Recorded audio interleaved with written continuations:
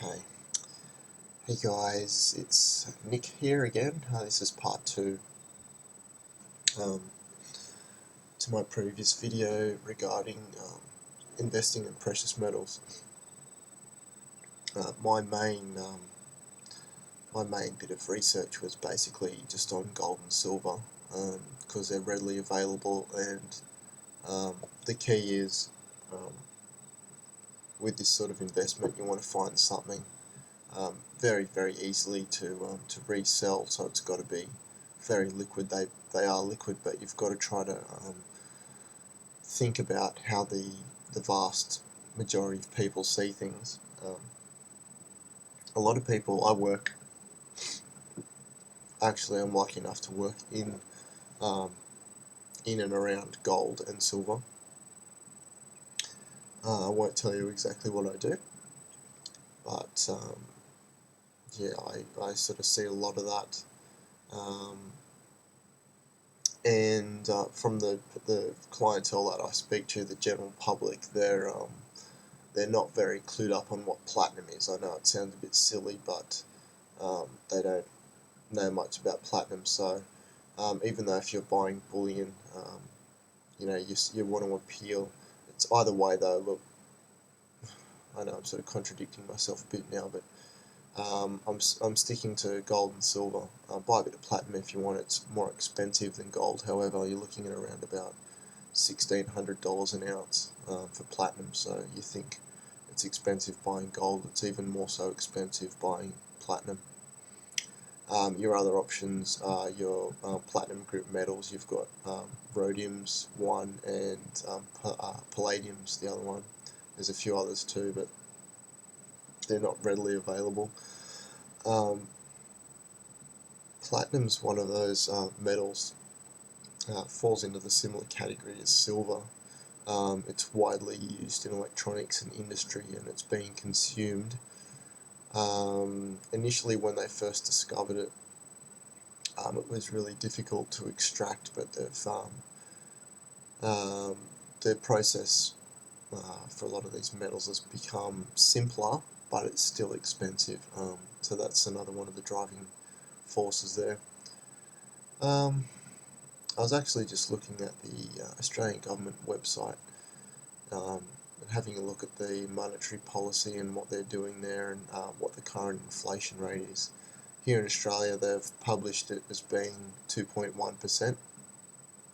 Of course, these days you've got to be skeptical too. Don't believe everything that you see and hear from the media. And a lot of the time they're trying to keep things conservative and not tell us the whole picture, because they don't want to create any massive problems. So just bear in mind that it may be a bit higher than that too. I was listening to one particular person that was saying that one of the best ways to gauge your rate of inflation is just by looking at the price of oil. And obviously that's one of the governing factors. If oil goes up, as a consequence, pretty much everything else goes up too, because it's got to be transported around, whether it's food in a supermarket or electronics or whatever.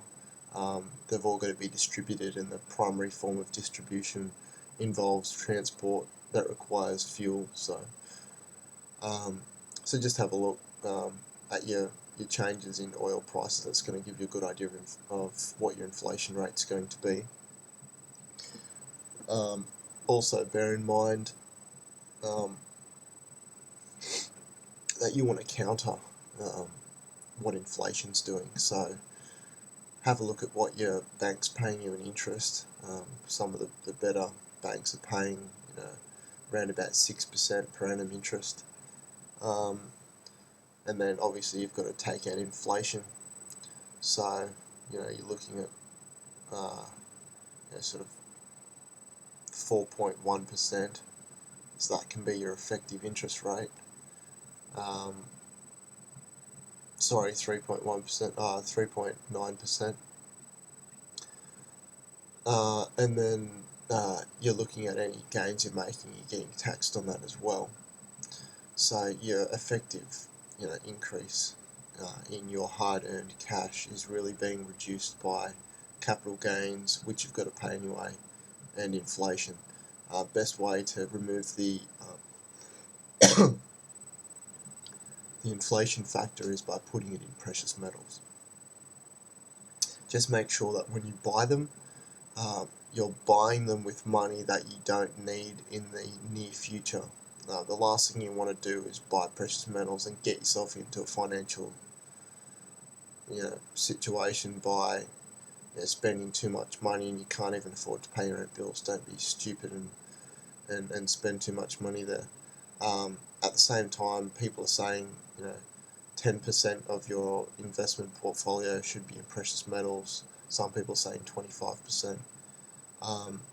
Personally, I'm putting everything into precious metals now because I'm still in a position where I'm not having to put a lot of money into my living expenses, so I'm able to afford that. The other option is real estate. Don't invest in stocks and bonds because eventually all those investments turn to nothing, just like paper money. There hasn't been a currency in the world that's still around today that hasn't turned to zero. That just doesn't happen. Man-made paper money is what it is. It's paper. It's backed by a government promise that tomorrow or in our case, plastic money is still going to be able to buy basically the same amount of goods and services that you were able to purchase with it today. The US government's got some serious problems going on, and there's a bit of a worry about that. So the smart people over there are putting money into gold, silver, platinum, palladium, rhodium, these metals that are able to be turned liquid when necessary, but at the same time prevent any loss of value. So the $100 you're spending in X amount of gold today, as you hold on to it, it's just going to increase. The purchasing power is going to effectively increase, more so with silver, because you're actually it is an actual investment. It's not just a hedge against inflation. So the value, your purchasing power, is going to be greatly increased. Because, like I mentioned in the other video too, that it's all about its rarity due to the fact it's being used up, and we're not recycling it at present anyway. It will be recycled eventually when it meets that. When the mining price, when the spot price, that spot price is the price you pay. Well, that's actually not even used. That price is only for banking economics purposes. That spot price is in the ground price. When that price matches the recycling cost, that's when money will be spent on recycling. But until then, they're going to keep mining it, and whilst they keep mining it, the price is only going to keep rising. So don't mess around. Buy it now. At the same time, don't think that there's going to be an end point anytime soon where you shouldn't buy whatever money that you have lying around that's not doing anything that would otherwise be put into a savings account that you ordinarily wouldn't touch within 6 months or 12 months or more. You should be buying precious metals regardless, because in the end, that's if the shit hits the fan, whether it's in 10 years or 20 years, or whether you're in your retirement years, you'll have that there, and you will be able to use that as currency. So don't ever think that there's ever a bad time to hold on to it, because it's always going to be worth something.